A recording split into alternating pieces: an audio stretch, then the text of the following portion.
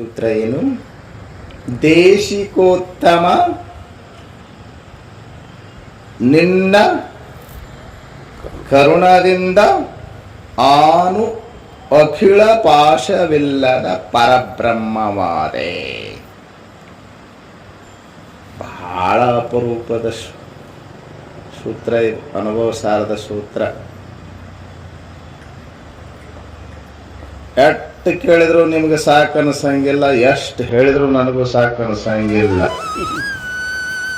ನಿಮ್ಗೆ ಸಾಕು ಅನಿಸಿದ ಮ್ಯಾಗ ಒಂದು ಮಾತು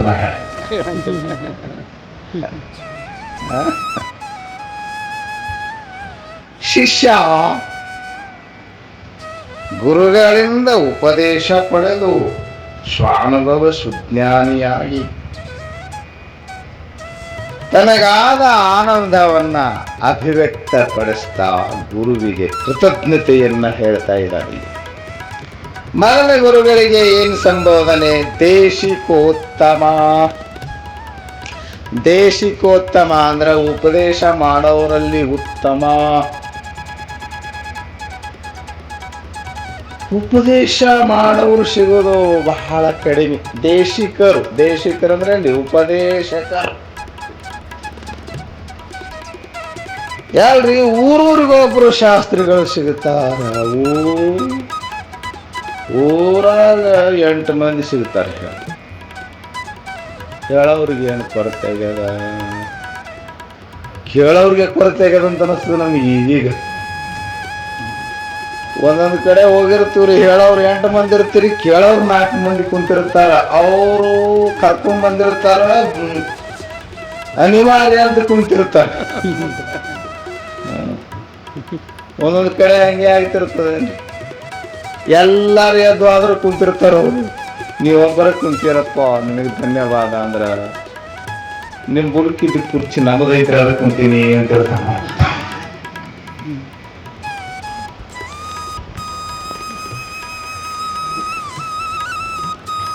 ಓದಿ ಹೇಳೋದಲ್ಲ, ಶಾಸ್ತ್ರದ 4 ಮಾತು, 4 ವಚನ, ಏನೋ ಒಂದು 4 ಶ್ಲೋಕ ಕಲ್ತು ಹೇಳೋದಲ್ಲ. ದೇಶಿಕೋತ್ತಮ. ಅವ್ರ ಮಾತು ಪರಿಣಾಮ ಆಗಬೇಕು, ಅವನಿಗೆ ದೇಶಿಕೋತ್ತಮ ಅಂತಾರೆ. ಹ್ಯಾಂಗ ನಿಮಗೆ ಅವ್ರ ಮಾತು ಪರಿಣಾಮ ಆಗುತ್ತೆ ನೋಡ್ರಿ. ತಿಳ್ಕೊಬೇಕು ನೀವು ಶಾಣ್ಯರಾದ್ರೆ. ಕಲ್ಪನೆ ಗೊತ್ತಿಲ್ಲ, ಯಾರ ಮಾತೂ ಮನಸ್ಸಿನ ಮ್ಯಾಗ ಪರಿಣಾಮ ಆಗೋದಿಲ್ಲ. ಅವ್ರು ಹೇಳಿದ್ರಂದ್ರೆ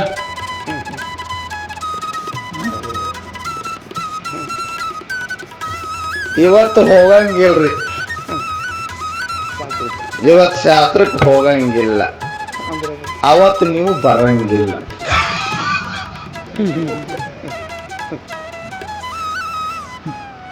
ನಾವು ಬರ್ಬೇಕ್ರಿ ಅಂತ ನಾವು ಹೇಳಿರ್ತೀವಿ ಅಂತ ತಿಳ್ಕೊಳ್ರಿ, ನಮ್ಮ ಮಾತು ನಡೆಯಂಗಿಲ್ಲ. ಹೌದಲ್ರಿ? ನಾನು ಹೊಟ್ಟಿ ಕಿಚ್ಚಿ ಹೇಳತ್ತೀನಿ, ಮಾತು ಈತ ಹೇಳತ್ತೀನಿ. ಹೌದಲ್ರಿ? ಹಾಗೆ ನೋಡ್ರಿ, ಅವ್ರ ಮಾತು ಎಷ್ಟು ಪರಿಣಾಮ ಬೀರುತ್ತಾವ. ಮುಮುಕ್ಷುವಿಗೆ ಗುರುವಿನ ಮಾತು ಪರಿಣಾಮ ಬೀರ್ಬೇಕು. ಅವನು ದೇಶಿಕೋತ್ತಮ.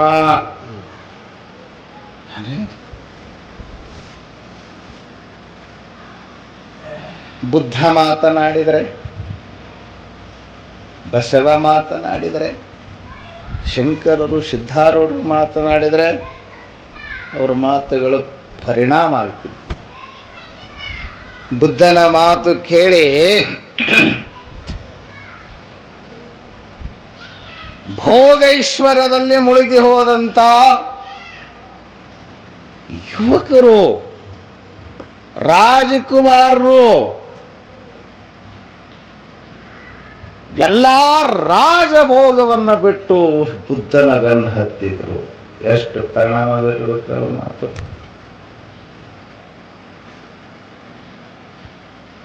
ನಮ್ಮ ಬೆನ್ನು ಯಾರೋ ಹತ್ತವ್ರಿ, ಅದಕ್ಕೆ ಅವರು ದೇಶಿಕೋತ್ತಮ.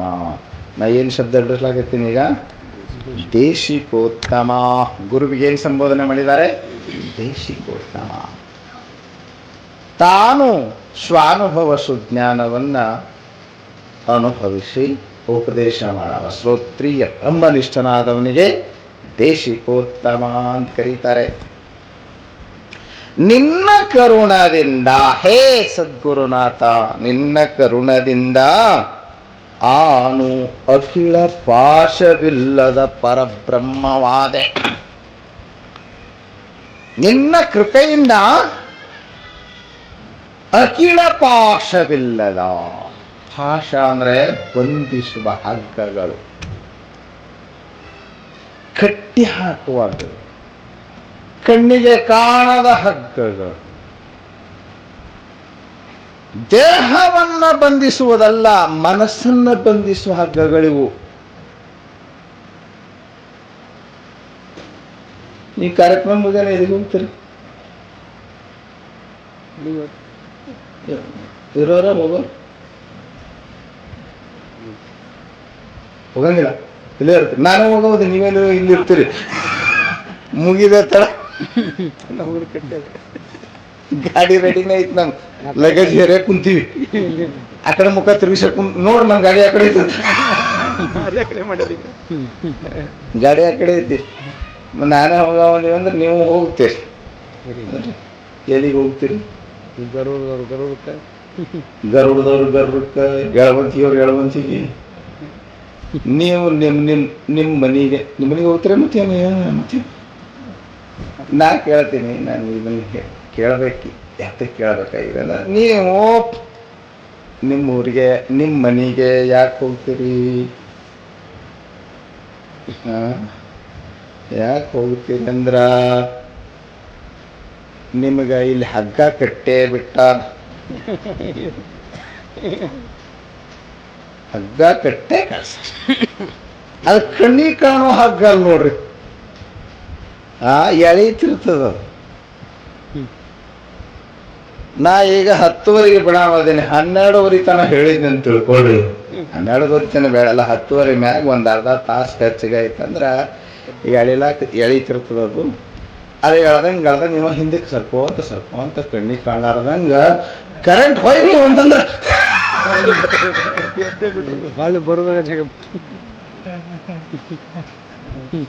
ಒಂದು ಪಜಿತಾಗಿತ್ತು ಹೇಳಿದ. ಹಿಂಗೆ ಹೇಳಕ್ ಹತ್ತಿದ. ಅವಾಗ ನಾವು ಟೈಮ್ ಕಡೆ ಲಕ್ಷ್ಯ ಕೊಡ್ತಿದ್ರ. 10 ಕಿಲೋಮೀಟರ್ ಅಂತಂದ್ರೆ ಹೇಳವ್ರೆ. ಅವ್ರು ನಮಗೆ ರಾತ್ರಿ 11 ಕೊಟ್ಟಾರ. ನಾಯ ನಮ್ ಎಲ್ಲಿ ಹೋದ್ರು ರಾತ್ರಿ 11 ಬಾದನೆ. ಅಕ್ರಕ್ಕ ನಮಗೆ ಭಾಳ ಗಂಟೆ ಐತಿ. ಅದಕ್ಕೆ ಅಕ್ರದ ಮೇಲೆ ಟೈಮ್ ಕೊಟ್ಟಾರ. 4-8 ಮಂದಿ ಹೇಳಿದ ಮೇಲೆ ಕೊಟ್ಟಾರ. ಟೈಮರ್ ಆಗ್ಯದ. ನಾವು ವಿಷಯ ಭಾಳ ಚಂದಿತ್ತು, ಹೇಳಕತ್ತದೆ. ತಾಸು ಮ್ಯಾಲ ಹೇಳದೆ. ನೀವು ಬಿಡಂಗೆ ಕಾಣೋದು ಸ್ವಾಮಿಗಳಂತ ವಿಚಾರ ಮಾಡಿದ್ರು. ಏನು ಯಾರಿಗೆ ಗೊತ್ತು. ಕರೆಂಟ್ ಹೋಯ್ತು. ಕರೆಂಟ್ ಹೋಗಲು ತಗದ ಕರೆಂಟ್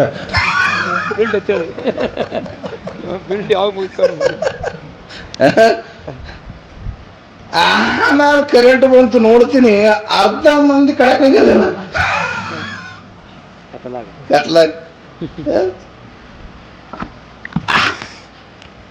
ಎಳೀತದಲ್ಲ, ಎಳೆಯೋದೇನದು? ಅದಕ್ಕೆ ಮೋಹ ಅಂತ ಕರೀತಾರೆ. ಮೋಹ ಪಾಶ,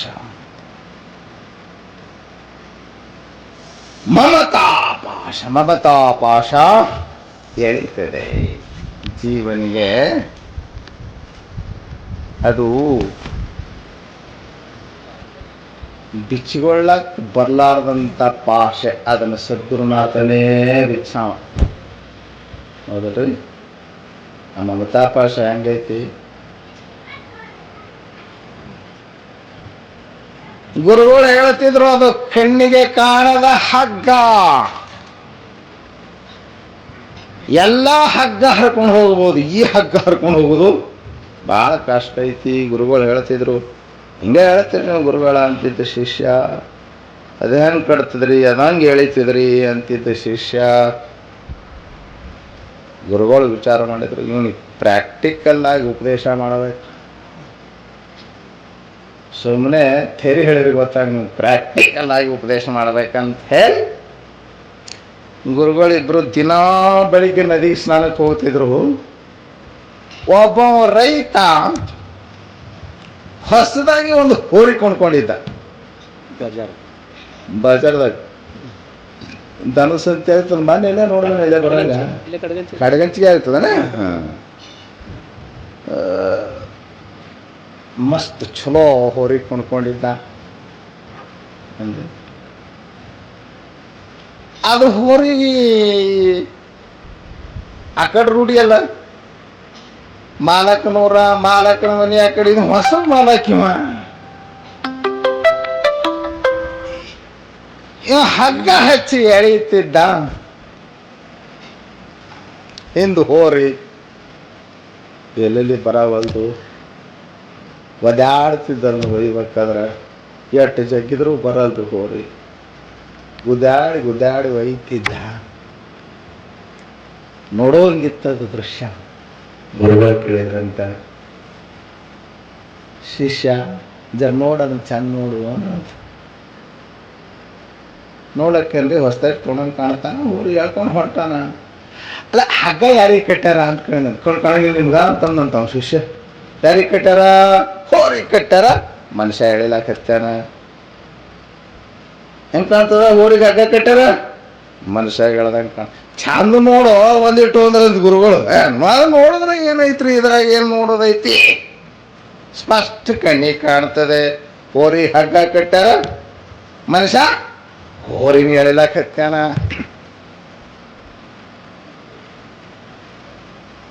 ಯಾರಿಗೆ ಹಗ್ಗ ಕಟ್ಟಾರ, ಯಾರನ್ನ ಎಳಿತಾರ ನಾ ತೋರಿಸ್ಕೊಳ್ಳಿ ನಿನಗ ಅಂದ್ರ ಗುರುಗಳು.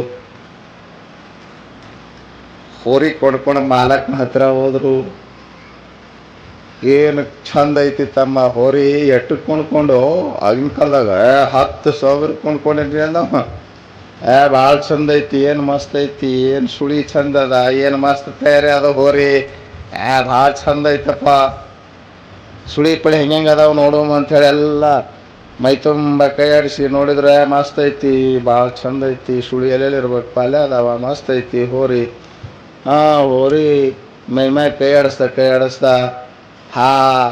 ಮುಗದಾಣಿಗೆ ಹಗ್ಗ ಕಟ್ಟಿದ್ರು, ಹಗ್ಗ ಬಿಚ್ಚಿಬಿಟ್ರು. ಹಗ್ಗ ಬಿಚ್ಚಿದ್ ಗೊತ್ತಾದ ಕೂಡ ಹೋರಿ ಜಿಗಿಲಕತ್ ನೋಡ್ರು ವಾಪಸ್ ಕಡಗಂಚಿ ಕಡೆ.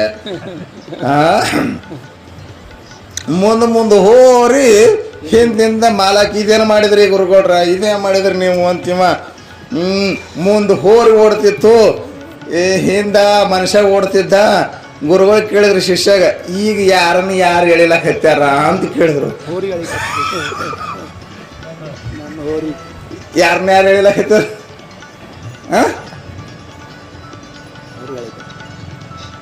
ನೀ ಯಾಕೆ ಕೊಡಂಗಿಲ್ಲ, ಅವನೇ ಯಾಕೆ ಓಡ್ಲಾಕ್ ಹತ್ಯಾನ? ಇದನ್ನು ಭಾಳ ವಿಚಾರ ಮಾಡಬೇಕು. ಅವನೇ ಯಾಕೆ ಓಡ್ಲಾಕ್ ಹತ್ಯಾನ? ಅವ್ನ ಹಗ್ಗ ಕಟ್ಟ್ಯಾರ, ಅವನಿಗೆ ಕಟ್ಟ್ಯಾರ. ನೀ ನೋಡು, ಸೀಮಿಗಲ್ ನಿಂತಂಗ ನೀ ನಿಂತಿದಿ, ಅದು ಒಂದು ಸೌನ್ ಓಡ್ಲಾಕ್ ಹತ್ಯಾದ. ಪಾಪ ನಿನಗೆ ತಿಳಿಸೋ ಸಲುವಾಗಿ ನಾ ಅವನ ಹೈರಾಣ ಮಾಡ್ದೆ.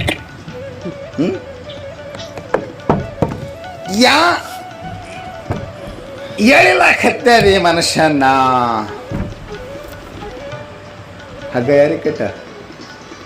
ಇದು ಕಾಣೋ ಹಗ್ಗಲ್ಲ ನೋಡ್ರಿ, ಇದು ಹಂಗ ನಮಗೂ ಮಮತಾ ಪಾಶ ಕಟ್ಟಿದೆ.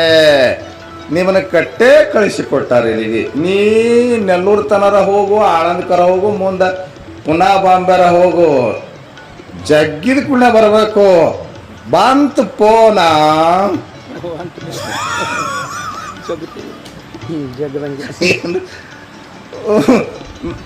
ಮಿಸ್ ಕಾಲ್, ಮಿಸಸ್ ಕಾಲ್, 2 ಕಾಲ. ಕಾಲ್ ಅಂದ್ರೆ ಇವನ್ನ ಇಂಗ್ಲೀಷ್ನಾಗ ಹೇಳಕತ್ತೀನಿ, CALL call. Miss call, missus call. What is the difference between miss call and missus call? ಏನು ವ್ಯತ್ಯಾಸ ರೀ, ಏನು ಫರಕ್ ರೀ ಮಿಸ್ ಕಾಲ್ಗೂ ಮಿಸ್ ಕಾಲ ಗೊತ್ತು ನಿಮಗೆ? ಮಿಸ್ ಕಾಲ್ ಅಂದ್ರೆ ಫೋನ್ ಬಂದಿರ್ತದ, ಫೋನ್ ಎತ್ತಂಗಿಲ್ಲ, ಅದು ಮಿಸ್ ಕಾಲ್. ಮಿಸಸ್ ಕಾಲ್ ಗೊತ್ತಿಲ್ಲ, ಹೆಂಡ್ತಿ ಮಾಡ್ತಾರಲ್ಲ ಅದು ಮಿಸಸ್ ಕಾಲ್. ಅದಕ್ಕೆ ಅವ ಭಾಳ ಚಂದ ಕೇಳ್ದ, what is the difference between miss call and missus call? ಏನು ವ್ಯತ್ಯಾಸಪ್ಪ ಮಿಸ್ ಕಾಲಿಗೂ ಮಿಸಸ್ ಕಾಲಿಗೂ? ಏನು ವ್ಯತ್ಯಾಸ ಅಂದ್ರೆ ಮಿಸ್ ಕಾಲ್ ಆಗ್ತಿತ್ತು, ಹಿಂಗೆ ಹಿಂಗೆ ತೊಗೊಳಕ್ ಹತ್ತಿದ್ದ, ಫೋನ್ ಅಟ್ಟೆ ವೈಬ್ರೇಟ್ ಆಯಿತು, ಫೋನ್ ಅಟ್ಟೆ ನಡುಗ್ತಿತ್ತು ಅಂತಂದ್ರೆ ಅದು ಮಿಸ್ ಕಾಲ. ಫೋನ್ ಹಿಡ್ಕೊಂಡು ನಾವು ಇಬ್ರು ನಡುಗ್ತಿದ್ರು ಅಂತಂದ್ರೆ ಅದು ಮಿಸ್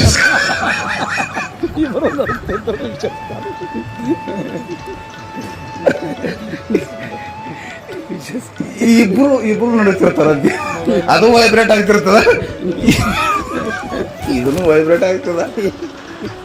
ಅದು ಸುಮ್ಮನೆ ತಮಾಷೆ ಮಾಡ್ತಾರೆ ನಿಮಗೆ. ವಾ ಇದು ಹಕ್ಕಿಕತೆ ಏನ್ರಿ. ಇದು ಮೋಹ ಪಾಶ, ಮಮತಾ ಎಂಬ ಪಾಶ. ಇನ್ನೂ ಬಹಳ ಪಾಶ ಅದಾವ, ಆಶಾ ಪಾಶ ಅದಾವ, ಅಜ್ಞಾನದ ಪಾಶ ಐತಿ, ಅನಂತ ಪಾಶಗಳನ್ನ ಆಶಾಪಾಶ ಶತೈರ್ಬದ್ಧ. ಎಷ್ಟು ಗೀತಾ ಹೇಳ್ತದೆ, ನಮಗೆ 100 ಹಗ್ಗಗಳಿಂದ ಕಟ್ಟಿದ್ದಾರೆ ಅಂತ ಹೇಳ್ತಾರೆ. ಜೀವನನ್ನ 100 ಹಗ್ಗಗಳು, 1 2. ಅಹಂಕಾರವು ನಿನ್ನನ್ನ ಪಾಶವಾಗಿ ಕಟ್ಟಿ ಆಳ್ತದೆ, ಅಭಿಮಾನ ನಿನ್ನನ್ನ ಪಾಶವಾಗಿ ಕಟ್ಟಿ, ಕಾಮವು ಪಾಶವೇ, ಹಗ್ಗವೇ, ಅದು ನಿನ್ನನ್ನು ನಿಯಂತ್ರಿಸ್ತಾ ಇದೆ. ಕ್ರೋಧವು ಒಂದು ಪಾಶವೇ, ಅದಕ್ಕೆ ಇವೆಲ್ಲಕ್ಕೂ ಸೇರಿಸೇನೆ ಏನಂದವ, ಆಶಾಪಾಶ ಶತೈರ್ಬದ್ಧ, 100 ಹಗ್ಗಗಳಿಂದ ಈ ಜೀವನನ್ನ ಕಟ್ಟಿ ಹಾಕಲಾಗಿದೆ. ಈ ಹಗ್ಗ ಈ ನಮಗೆ ಉಸಿರಾಡಲಿಕ್ಕೆ ಬರಲಾರ್ದಂಗೆ ಕಟ್ಟಿ ಹಾಕಿದ ಹಗ್ಗವನ್ನು ಬಿಚ್ಚಿ ನಮ್ಮನ್ನು ಸ್ವತಂತ್ರ ಮಾಡುವವ ಯಾರೋ ಅವನೇ ದೇಶಿಕೋತ್ತಮ, ಅವನೇ ಸದ್ಗುರುನಾಥ ಅಂದ್ರೆ ಅವನೇ ಸಿದ್ಧಾರ್ಥ.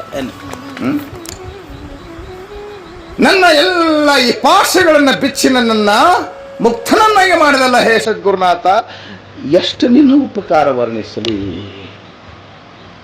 ಈ ಜಗತ್ತಿನೊಳಗೆ ನೋಡಿ, ಜೇಲಾಗಿಂದ ಹೊರತರ್ಬೋದು, ಕೈ ಕಟ್ಟಿ ಹಾಕ್ಯಾರ ಬಿಡಿಸ್ಬೋದು, ಕಾಲಿಗೆ ಬೇಡಿ ಹಾಕ್ಯಾರ ಬಿಡಿಸ್ಬೋದು. ಈ ಮನಸ್ಸಿಗೆ ಹಾಕಿದ ಬೇಡಿಗಳದವಲ್ಲ, ಇದನ್ನ ಯಾವಪ್ಪ ಬಿಡಿಸವ? ಜೀವನ ತುಂಬ ನಿಮ್ಮನ್ನು ಒಂದು ಬಾಟ್ಲಿ ನಿಮ್ಮನ್ನು ಕಟ್ಟಿ ಆಳ್ತದೆ. ಒಂದು ಚುಟ್ಟ, ಒಂದು ಸಿಗರೇಟ್ ನಾ ಬಿಡ್ಬೇಕಂತೀವಿ ನಾವು, ಅದು ಬಿಡಲ್ದು ಅಂತ ನಾವು ಎಲ್ಲಿ ಎಷ್ಟು ಪ್ರಯತ್ನ ಮಾಡಿದ್ರು ಬಿಡ್ಲಕ್ಕಾಗಲ್ದು. ಎಲ್ಲಿ ಬಿಡ್ಲಕ್ಕಾಗ್ತವ್ರಿ? ನಮ್ಗೆ ಬಂದು ಕಾಲು ಹಿಡ್ಕೊಂಡು ಬಿಡ್ಕೊಂತಾವ ಆಪುಗಳ. ನಾ ಏನು ಮುಟ್ಟಂಗಿಲ್ರಿ, ನಿಮ್ಮ ಮೊದಲು ನನ್ನ ಕಾಲು ಮುಟ್ಬೇಡ ಅಂತೀನಿ ನಾನು. ಯಾಕಂದ್ರೆ ಅವ್ರ ಮ್ಯಾಗ ವಿಶ್ವಾಸನೂ ಇಲ್ದಂಗೆ ಆಗ್ಬಿಟ್ಟ ನಾನು. ಯಾಕಂದ್ರೆ ಕಾಲು ಹಿಡ್ಕೊಂತಾವ ಬೆಡ್ಕೊಂತಾವ, ನಮ್ಮ ಹೆಸರು ಹೇಳಿ ಹಾನಿ ಮಾಡ್ತಾವೇನು ಮಾತು. ಹೇ ಸದ್ಗುರುವೇ, ನಿಮ್ಮ ಹಾನಿ ಮಾಡಿ ನಿಮ್ಮ ಪಾದದ ಹಾನಿ ಅಂತ ನಾವು, ನೀ ಇಡಬೇಡ, ನಿಮ್ಮ ಪಾದ ನಿಮ್ಮ ಪಕ್ಕ ನಿರ್ಣಯ ಆಗುತ್ತಾರ, ಇಡಬೇಡ ಅಂತೀನ. ಎಲ್ಲಿ ನಿಮ್ಮನ್ನು ಕಟ್ಟಿ ಹಾಕದ ಜೀವನ ತುಂಬ ಯಾವ್ದ್ರಿ? ಬಾಟ್ಲಿ ಬಂಧನದಿಂದ ಬಿಡುಗಡೆ ಆಡಕ್ಕಾಗಲ್ಲ ನಿಮಗ. ಎಷ್ಟು ಪ್ರಯತ್ನ, ಮುಂಜಾನೆ ಬಂದು ಪ್ರತಿಜ್ಞೆ ಮಾಡ್ತಾನ, ಸಾಯಂಕಾಲ ಜೋತಾಡ್ಕೊಂತ ಬರ್ತಾನೆ. ಯಪ್ಪ ನಿನ್ನ ಆಶೀರ್ವಾದ ವಾಡದು, ಇವತ್ತು ಕುಡ್ಲಾಕ ದುಡ್ಡು ಸಿಗುದು ಅಂತ ಬಂದ್ರೆ ಏನು?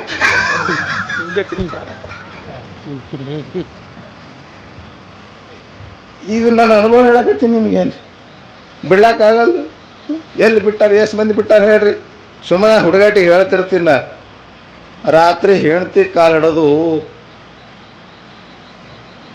ಕುಡ್ಕಮ್ಮ ಹೆಂಡ್ತಿ ಕಾಲು ಹಿಡೋದು, ನಾನು ಕ್ಷಮಾ ಮಾಡಿ ಬಿಡ್ಕೊಳಕತ್ತೀನಿ ಅಂತ.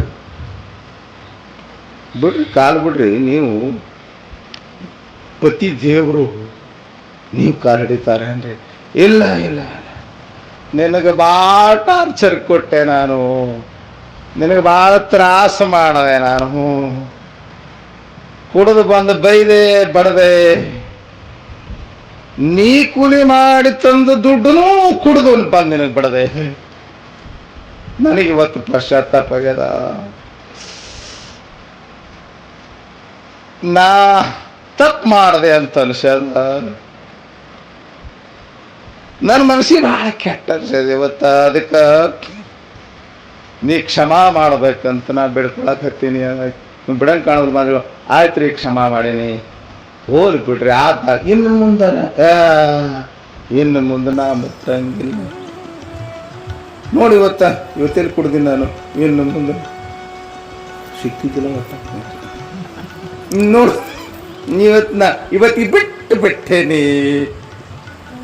ಕಾಲು ಹಿಡ್ದ ಬಿಡವಲ್ಲ. ಅವ ಮಾತಾಡೋದು ನೋಡಿದ್ರ ಕಣ್ಣೀರು ಬೇರೆ ಹಾಕ್ಲಕತ್ತಿದ್ದೇನ್ರಿ. ಅವ ಕಣ್ಣೀರು ಹಾಕಿ ನನ್ನ ತಪ್ಪಾಗ್ಯದ, ನನ್ನ ಕ್ಷಮಾ ಮಾಡು ಅಂತಿದ್ದ. ಈ ಹೇಳ್ತಂದು ಯಾಕೋ ಬುದ್ಧಿ ಬಿಟ್ಟ. ಹೋಗಲು ಬಿಡ್ರಿ, ಇನ್ನು ಮೇಲಾರ ಬಿಡ್ತಿರಲ್ಲ, ಚಲೋ ಆಯ್ತು. ಬಿಟ್ಟಿನಂತ ಪ್ರತಿಜ್ಞೆ ಮಾಡಾಕತ್ತಿರಲ್ಲ, ಭಾಳ ಚಲೋ ಆಯ್ತು ರೀ. ಹೋಗ್ಲಿ ಬಿಡ್ರಿ, ನಮಗೂ ಭಾಳ ಖುಷಿ ಆಯಿತು, ಕ್ಷಮಾ ಮಾಡೀನಿ ಬಿಡ್ರಿ ಅಂತಂದು ಕಾಲು ಬಿಟ್ಟ. ಎಷ್ಟು ಖುಷಿಯಾಗಿತ್ತು. ನನ್ನ ಗಂಡಗೆ ಬುದ್ಧಿ ಬಂದದ್ದು. ಇನ್ನು ಮ್ಯಾಲೆ ಕುಡಿದಿಲ್ಲ ಅಂತ ಪ್ರತಿಜ್ಞೆ ಮಾಡ್ಯಾನ. ಓಣ್ಯಾಗ ಎಷ್ಟು ಮಂದಿ ಗೆಳತಿಯರಿದ್ರು, ಓಸು ಮಂದಿಗೆ ರಾತ್ರಿ ಐತಂದ್ರು ಮನ್ಕೊಂಡದವನು ಬಾಲ ಬಡಬಡ್ದು ಎಬ್ಬಿಸಿ ಆಕಿ ತಾಸುಗಟ್ಲೆ ತಿರುಗಾಡಿ ಎಲ್ಲರಿಗೆ ಹೇಳಿ ಮನೆಗೆ ಹೊಳ್ಳಿ ಬಡ್ಲಾಕ ಹತ್ತಾಳ. ಇವ ಮಾತು ಬಡದ್ರಾಗ ಜೋತಾಡ್ಕೊಂತ ಹೊಂಟಿದ್ದ, ಬಾದೂರ್ ಕುಡ್ದ ಹೊಂಟಿದ್ನಂತ. ಎಲ್ಲ ಕಾರ್ ಹಿಡಿದು ಇವ ಇದೀಗ ನಾ ಇನ್ನು ಮುಂದೆ ಕುಡಿಯಂಗಿಲ್ಲ ಅಂತಂದ. ಹಿಂಗ್ಯಾಂಗ ಕುಡ್ಲಾಕ ದುಡ್ಡರ ಎಲ್ಲಿಂದ ಬಂದು ಇವಂಗ ಅಂತ ಡೌಟ್ ಬಂದಕ್ಕಿ ಕಾಲ್ ನೋಡ್ಕೊಂಡ್ರ ಕಾಲಾಗಿನ ಚೈನ ಬಿಚ್ಕೊಂಡು ಹೋಗಿ ಅವಂಗ ಮಾರಿ ಕುಡ್ದ ಬಂದಿದ್ದ. ಅಲ್ಲ, ಈಗ ಬರೇ ಕುಡುಕರಿಗೆ ತಮಾಷೆ ಮಾಡೋ ಮಾತಲ್ಲ. ನಾ ಇದನ್ನ ಯಾಕೆ ಹೇಳಕತ್ತೀನಿ ಅಂತ ಕರೆ ಬಿಡ್ಲಾಕಾಗಲ್ಲ. ನಿಮ್ಮನ್ನ ಅಟ್ಟು ಕಟ್ಟಿ ಹಾಕಿದೆ, ಬಾಟಲಿ ನಿಮ್ಮನ್ನ ಬಂಧಿಸಿದೆ. ಆ ಒಂದಿಷ್ಟು ಸಣ್ಣ ಸಣ್ಣ ಚಟಗಳು ಜೀವನ ತುಂಬಾ ನಿಮ್ಮನ್ನ ಬಂಧಿಸಿ ಆಳ್ತಾ ಇವೆ. ಇನ್ನು ಕಾಮಕ್ರೋಧಾದಿಗಳು ಯಾವ ರೀತಿಯಲ್ಲಿ ಬಂಧಿಸಿರ್ಬೇಕು? ಈ ಬಂಧನದಿಂದ ಹೊರತರುವವ ಯಾರಪ್ಪ? ಸದ್ಗುರುನಾಥ. ಅದಕ್ಕೆ ಅವರಂದ್ರು, ದೇಶಿಕೋತ್ತಮ ನಿನ್ನ ಕರುಣದಿಂದ ಆನು ಅಖಿಳ ಪಾಶವಿಲ್ಲದ. ಇವೆಲ್ಲ ಪಾಶಗಳ ನೋಡ್ರಿ, ಇವೆಲ್ಲ ನಮ್ಮನ್ನ ಮಿಸುಕದಂತೆ ಕಟ್ಟಿ ಹಾಕಿದ ಹಗ್ಗಗಳು. ಇವನ ಬಿಚ್ಚಮ ಯಾರಪ್ಪ? ಸದ್ಗುರುನಾಥ. ಇಂಥ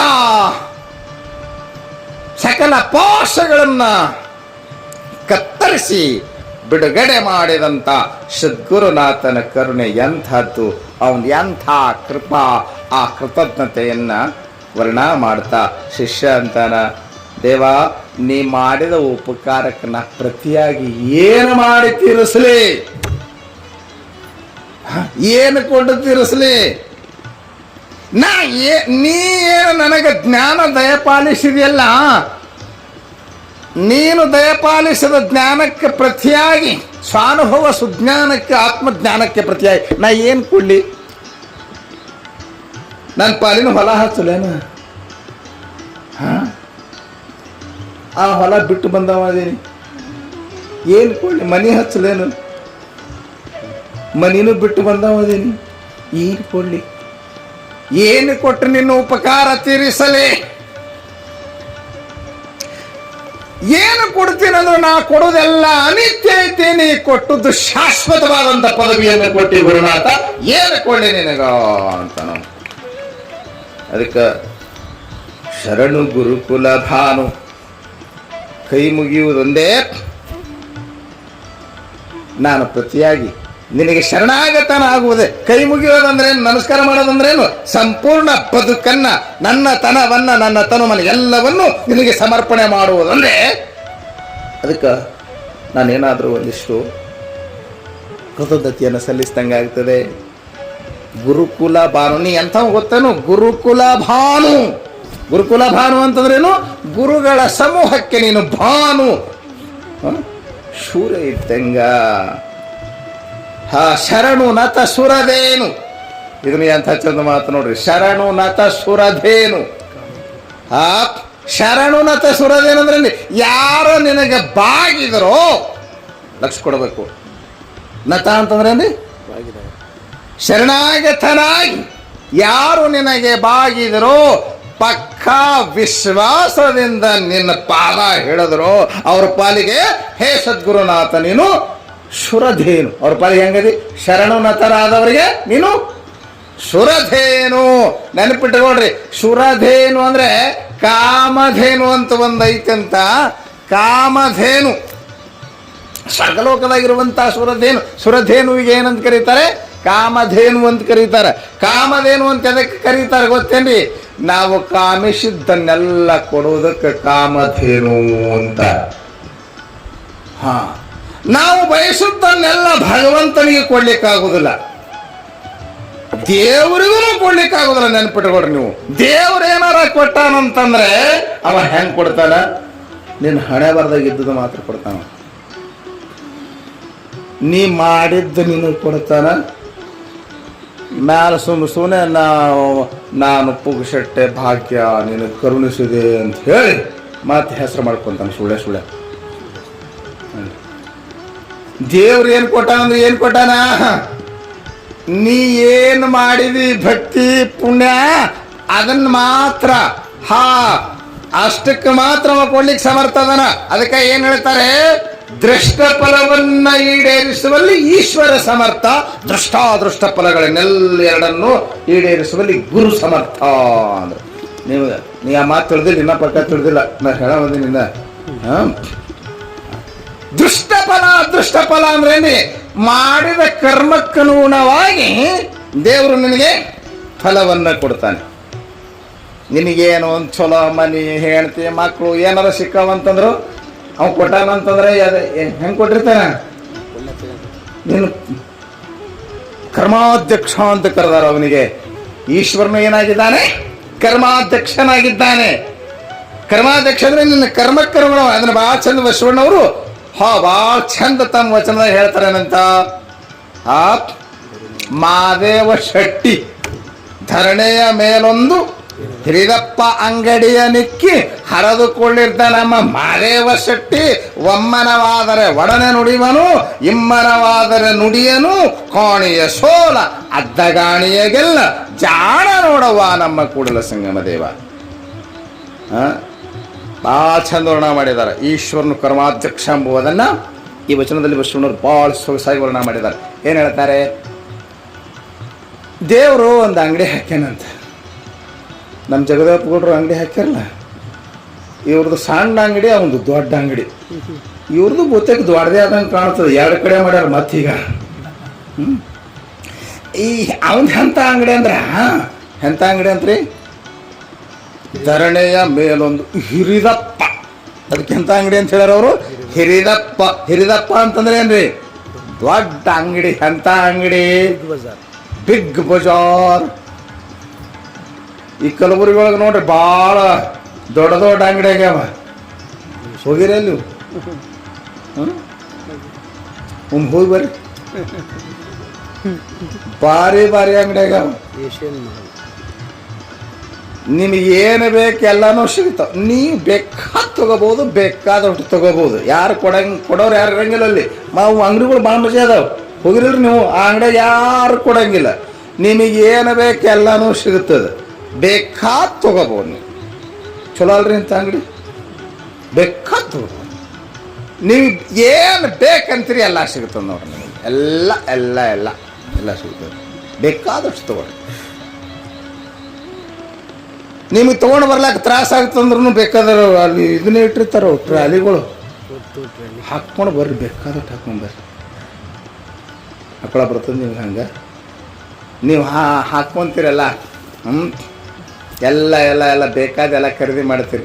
ಅದು ಹಾಕ್ಕೊಂತೀರಿ, ಎಲ್ಲ ಬುಟ್ಟಿ ಅದ್ರೆಲ್ಲ ತುಂಬ್ಕೊತೀರಿ. ಎಷ್ಟು ತೊಗೊತೀರಿ? ಪರ್ಸ್ನಾಗ ಎಷ್ಟು ದುಡ್ಡು ಐತಿ, ಕಿಶಾದಾಗ ಎಷ್ಟು ದುಡ್ಡು ಐತಿ, ಅದ್ರ ಲೆಕ್ಕಾಚಾರ ಮೇಲೆನೆ ಹೌದಲ್ರಿ? ಯಾಕ ಎಲ್ಲ ಕಡೆ ಈಗಂತೂ CC ಕ್ಯಾಮ್ರಾ ಐತಿ, ಏನು ಮಾಡಕ್ಕೆ ಬರಂಗಿಲ್ಲ. ನೀವು ಎಲ್ಲಿ ಹ್ಯಾಂಗೆ ತೊಗೊಂಡು ಇಟ್ಕೊಂಡ್ರು ಚಿಕ್ಕ ಬೀಳ್ತೀರ.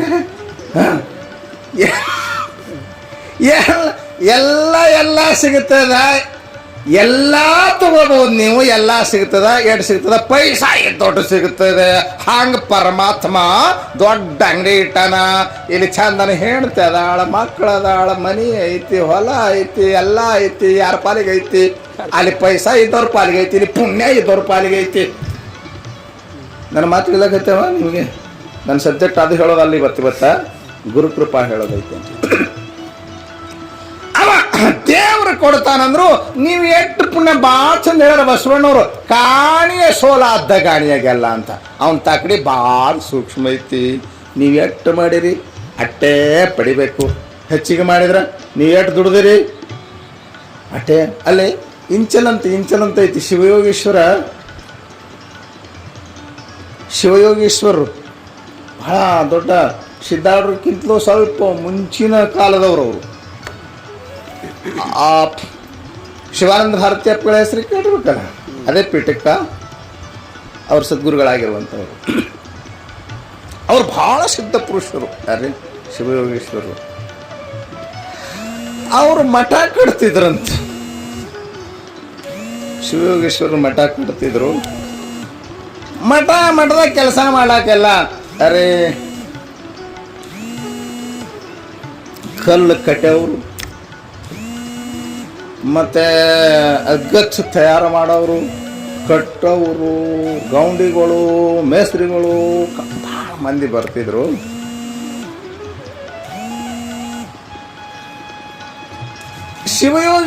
ಶಿವಯೋಗೀಶ್ವರರು, ಸಾಧು ಶಿವಯೋಗೀಶ್ವರರು ಅವ್ರಿಗೆ ಚಂತನ ದುಡ್ದು ಕೂಲಿ ಹ್ಯಾಂಗೆ ಕೊಡೋರು ಅಂತಂದ್ರೆ, ನಮ್ದೆಲ್ಲಪ್ಪ, ನಮ್ಮ ಜೋಳಿಗೆ ಒಮ್ಮೊಮ್ಮೆ ಜೋಳಿಗೆ ಇರ್ತಾವೆ, ಒಮ್ಮೆ ಇರಂಗಿಲ್ಲ. ನಾನು ಒಮ್ಮೊಮ್ಮೆ ಇಲ್ಲಿ ಇರ್ತೀನಿ, ಇರಂಗಿಲ್ಲ. ಅದಕ್ಕೆ ನಮ್ಮದು ಇದು ದುನಿ ಇರ್ತದೆ. ದುನಿ ಅಂದ್ರೆ ತಿಳಿತೀನಿ, ದುನಿ ಐತಿ. ನೀವು ಚಂತನ ಕೆಲಸ ಮಾಡಿ ನೀವು ಅದರ ಕೈ ಆಡಿಸ್ರಿ, ನೀವು ನಿಮ್ಮ ದುಡಿಮೆಗೆ ತಕ್ಕ ಫಲ ಸಿಗ್ತದ ಅಂತ ಹೇಳಿ ಹೋಗಿದ್ರಂಥವ್ರು. ಇವ್ರು ಚಂತನ ಕೆಲಸ ಮಾಡೋರು. ಒಬ್ಬರಿಗೆ 10 ರೂಪಾಯಿ ಸಿಗಬೇಕು, ಒಬ್ಬರಿಗೆ 20 ರೂಪಾಯಿ ಸಿಗಬೇಕು, ಒಬ್ಬರಿಗೆ 30 ರೂಪಾಯಿ ಸಿಗಬೇಕು. ಅವಾಗೆಲ್ಲ ಅಂದರೆ 2 ಆಣೆ 4 ಆಣೆ ಹಿಂಗೆ ಹಿಡ್ಕೊಂಡು ಎಲ್ಲ ಹಿಂಗೆ ಸಿಗಬೇಕು. ಅವನು ನಾಣ್ಯಗಳೇ ದುಡ್ಡು ಎನ್ನಿ. ಅವರು ಶಿವಯೋಗೇಶ್ವರ ಸಿಕ್ಕಾಗ ಒಂದಿಷ್ಟು ಮಂದಿ ಜಗಳ ತೆಗಿತಿತ್ತಂತ. ಯಪ್ಪ ನಿಮ್ಮ ದುನಿಯೊಳಗೆ ಒಂದಿಷ್ಟು ಮಂದಿಗೆ ಹೆಚ್ಚಿಗೆ ನಾಣ್ಯ ಸಿಗ್ತಾವ, ನಮ್ಗೊಂದಿಷ್ಟು ಮಂದಿ ಕಡಿಮೆ ಸಿಗ್ತಾವ, ಹಿಂಗ್ಯಾಕ ಅಂತ ಕೇಳಿದ್ರ ಅದು ಹಂಗೆ ಐತಿ ಮಕ್ಕಳ ಅಂತಿರಂಥವ್ರು. ಯಾಕಂದ್ರೆ ಯಾರ್ಯಾರು ಹೆಂಗೆ ದುಡ್ದಿರಿ ಹಂಗಂಗೆ ಸಿಗ್ತದ. ಇಲ್ಲಿನೂ ನಿಮ್ಗೆ ಹೆಂಗೆ ದುಡ್ದಿರಿ ಹಂಗೆ ಫಲ ಸಿಗುತ್ತದ. ದುಡಿಲಾರ್ದೇನೆ ಕೈ ಆಡಿಸದಿ ಅಂದ್ರೆ ಬರೇ ಬೂದಿನೇ ಸಿಗ್ತದ. ಇವ್ರು ಒಂದಿಷ್ಟು ಮಂದಿ ದುಡ್ದಿಲ್ಲ, ಇವ್ರು ಬರೇ ಬೂದಿನೇ ಸಿಕ್ಕ. ನಮಗೆ ದೇವ್ರು ಏನು ಕೊಟ್ಟ, ಅವ್ರಿಗೆ ಅಟ್ಟು ಕೊಟ್ಟ, ಇಟ್ಟು ಕೊಟ್ಟ. ದೇವರಲ್ಲಿನೂ 2 ಬುದ್ಧಿ ಅದಾವ. ದೇವರು ಅನ್ಯಾಯ ಮಾಡ್ಯಾನ ನಮಗೆ. 1 ಬೈತೀರ 2 ಬೈತೀರ. ಅದಕ್ಕೆ ನಮ್ಮಲ್ಲಿ ಭಾಳ ಚಂದ ಹೇಳಿದ್ರು ಏನಂತ, ತಾಪಡದದ್ದು ತನ್ನ ಸಂಗಾಟ, ಶಿವಗ್ಯಾಕ ಬೈಯತ್ತು ನಿನ್ನ ಸಂಕಟಕ ಅಲ್ಲ. ಆದ್ದರಿಂದ ದೇವ್ರು ಏನು ಕೊಡ್ತಾರಂದ್ರು, ನೀ ಹಿಂದೆ ಮಾಡಿದ ಪುಣ್ಯಕ್ಕ ಅಷ್ಟೇ ಫಲ. ಆದ್ರೆ ಸದ್ಗುರುನಾಥ ನೀ ಮಾಡದೇ ಇದ್ರು ಭಕ್ತಿ ಮಾಡದಂದ್ರೆ ನಿನ್ನ ಹಣೆ ಬರಹವನ್ನು ವ್ಯತ್ಯಾಸ ಮಾಡಿ ಶ್ರೀ ಸಂಪದವನ್ನು ಒದಗಿಸುವ ಸಾಮರ್ಥ್ಯ ಸದ್ಗುರುನಾಥನಿಗೆ ಐತಿ. ಭೋಗವನ್ನು ಕೊಡ್ತಾನವ, ಮೋಕ್ಷವನ್ನು ಕೊಡ್ತಾನ. ಹಲವಾರು ಶುದ್ಧರ ಲೀಲೆಗಳಲ್ಲಿ ನಾವು ಹಲವಾರು ಲೀಲೆಗಳನ್ನು ಕಾಣ್ತೀವಂತ ಒಂದು ಉದಾಹರಣೆಗೆ ಒಂದು ಲೀಲೆ ಹೇಳ್ತೀನಿ ನಿಮಗೆ. ಹುಲ್ಕೋಟಿ ಅಂತ ಬರ್ತದಲ್ಲಿ, ಗದಗಿನ ಹತ್ತಿರ ಹುಲ್ಕೋಟಿ. ಓದುಗೌಡ್ರು ಅಂತ ಹೇಳಿ, ಓದುಗೌಡ್ರು ಅಂತ ಯಾಕೆ ಹೆಸರು ಬಂತು ಗೊತ್ತೇನೋ? ಅವರು ಸ್ಕೂಲೇ ಹೋಗಿರಲಿಲ್ಲ. ಸಿದ್ಧನ ಕೃಪೆಯಿಂದ ಅವರು ಎಂಥ ಪಾಂಡಿತ್ಯವನ್ನು ಪಡೆದ್ರು ಅಂದ್ರೆ ಅವ್ರು ಸಾಕಷ್ಟು ಗ್ರಂಥಗಳನ್ನು ಬರೆದಿದ್ದಾರೆ. ಸಿದ್ಧಾರ್ಢರ ಚರಿತ್ರೆಯನ್ನು ಕೂಡ ಬರೆದಿದ್ದಾರೆ ಅವರು ಓದುಗೌಡ್ರು. ಏನು ಆ ಮನೆತನದ ಓದುಗೌಡ್ರ ಮನೆತನ ಅಂದ್ರೆ ಸಿದ್ಧಾರೂಢರ ಪರಮ ನಿಷ್ಠೆಯುಳ್ಳಂಥ ಪರಮ ಸದ್ಭಕ್ತ ಮನೆತನ ಹುಲ್ಕೋಟೆಯ ಓದುಗೌಡ್ರ ಮನೆತನ. ಆ ಮನೆತನದ ಒಬ್ಬ ಭಕ್ತ ರಾಮನಗೌಡ ಒಂದು ಕಾಲಕ್ಕ ಆ ಹುಲಕೋಟೆಯಲ್ಲಿ ಬಹಳ ಮೆರೆದಂಥ ಮನೆತನ ಅದು. ಸುತ್ತ ಹಳ್ಳಿಗೆ ನ್ಯಾಯ ಹೇಳುವ ಮನೆತನ, ದಾಸೋಹ ಮಾಡಿದ ಮನೆತನ. ಆದ್ರೆ ಬಡತನ ಬಂತು. ಬಡತನ ಬರೋದೇ ಅಲ್ರಿ, ಶ್ರೀಮಂತಿಕೆ ಶಾಶ್ವತ ಅಲ್ಲ, ನೆನ್ಪಿಟ್ಕೊಡ್ರಿ. ಶ್ರೀಮಂತಿಕೆ ಬಂದಾಗ ದಿಮಾಕ್ ಮಾಡ್ತಾರಲ್ಲ, ಯಾವ ಕ್ಷಣ ನಮ್ಮ ಕಣ್ಣು ಮುಂದೆ ನಾವು ಭಾಳ ಮಂದಿ ನೋಡೀವಿ ಏನ್ರಿ, ಯಾವಾಗ ಹೆಂಗಾಗ್ತದೋ ಯಾವ ಕ್ಷಣ ಹೆಂಗಾಗ್ತದೋ ಹೇಳಕ್ಕೆ ಬರಂಗಿಲ್ಲ. ನೀವು ನೋಡಿರ್ತೀರಿ, ನಿಮ್ಮ ಕಣ್ಮುಂದೆ ಇರ್ತಾವ ಒಂದು ಕಾಲಕ್ಕೆ ಮೆರೆದಾಡದ ಮನೆತನಗಳು. ಈ ಬೊತ್ತೆಗೆ ಭಾಳ ವ್ಯತ್ಯಾಸ ಆಗಿರ್ತಾವೆ ನೋಡಿರ್ತೀವಿ ನೀವು. ಒಂದು ಕಾಲಕ್ಕೆ ಇವೆಲ್ಲ ಮೆರೆದಾಡಿದ ಮನೆತನಗಳ್ರಿ. ಬಡವರು ಶ್ರೀಮಂತರಾಗಿರ್ತಾರೆ, ಶ್ರೀಮಂತರು ಬಡವರಾಗಿರ್ತಾರೆ. ಅದಕ್ಕೆ ನಮ್ಮ ಅದ್ವೈತಾನ ಸ್ವಾಮಿ ಭಾಳ ಚಂದ ಹೇಳ್ತಿದ್ರು, ಎರಡು ಹೋದು ಬರಂಗಿಲ್ಲ, ಎರಡು ಬಂದು ಹೋಗಂಗಿಲ್ಲ, ಎರಡು ಹೋಗ್ತಾ ಬರ್ತಾ ಇರ್ತಾವ ಅಂತ ಹೇಳ್ತಿದ್ರು. ಎರಡು ಹಾದು ಬರಂಗಿಲ್ಲ. ಯಾವ ಹಾದು ಎರಡು ಯಾವ ಬರಂಗಿಲ್ಲ ಹೇಳ್ರಿ? ಎರಡು ಹಾದು ಗಯ ಗಯ, ವಾಪಸ್ ಬರುದೇ ಇಲ್ಲ. ಎರಡು ಹಾದು ಯಾವ ಬರಂಗಿಲ್ಲ ರೀ? ಮಾನ ಪ್ರಾಣ. ಮಾನವೊಮ್ಮೆ ಹೋಯ್ತು ಮಾನಿಗೆಡೆ ಆದಿ, ಮುಂದೆ ನೀ ಮಾನ ಬರೋ ಕೆಲಸ ಎಷ್ಟು ಮಾಡಿದ್ರು ಬರಂಗಿಲ್ಲ.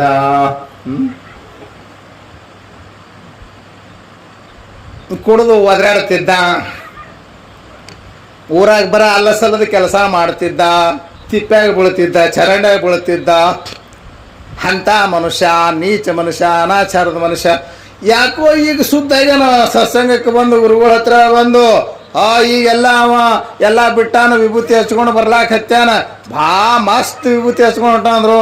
ಅವಂದೇನು ನೋಡಿ ತಿಪ್ಪೆಗೆ ಬಿಡು ಮನುಷ್ಯ, ಏನೋ ಹಚ್ಕೊಂಡು ಹೊಂಟಾನ ವಿಭೂತಿ ಬರಂಗಿಲ್ಲ. ಒಮ್ಮೆ ಕಳ್ಕೊಂಡು ಒಮ್ಮೆ ತಿಪ್ಪ್ಯಾಗ ಬಿತ್ತಿ ಅಂದ್ರೆ ನೀವು ಪುರಿಮ್ಯಾಗ ಕುಂತ್ರು ಹಾದ ಮಾನ ಮರಳಿ ಬರಂಗಿಲ್ಲ.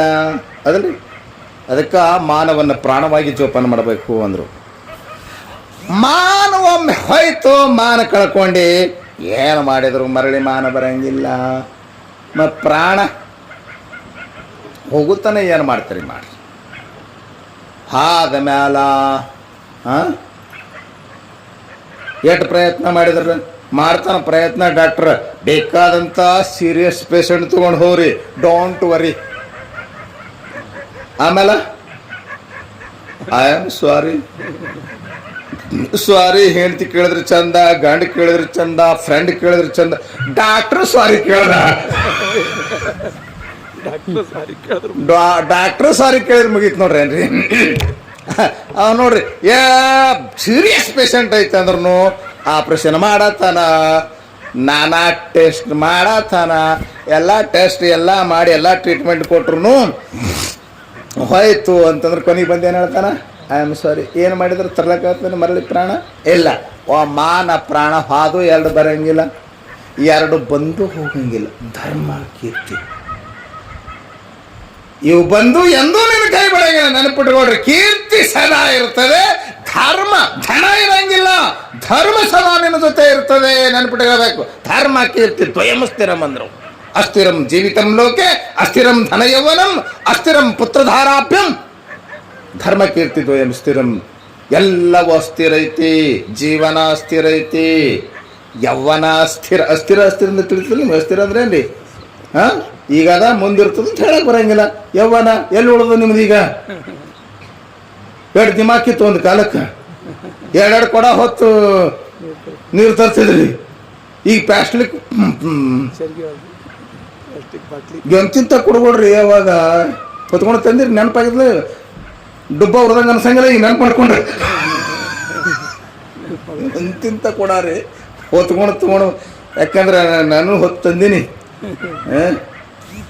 ನೀವೇನು ಪುಣ್ಯ ಮಾಡಿಬಿಟ್ರವ. ಒಂದು 20 ವರ್ಷದ 30 ವರ್ಷದ ಹಿಂದೆ ಆಗಿದ್ರೆ ಎಂಥ ಹೈರಾಣಿತ್ತು. ಈಗ ಮನ್ಯಾಗ ಬಂದು ಬೀಳಾಕೈತೆ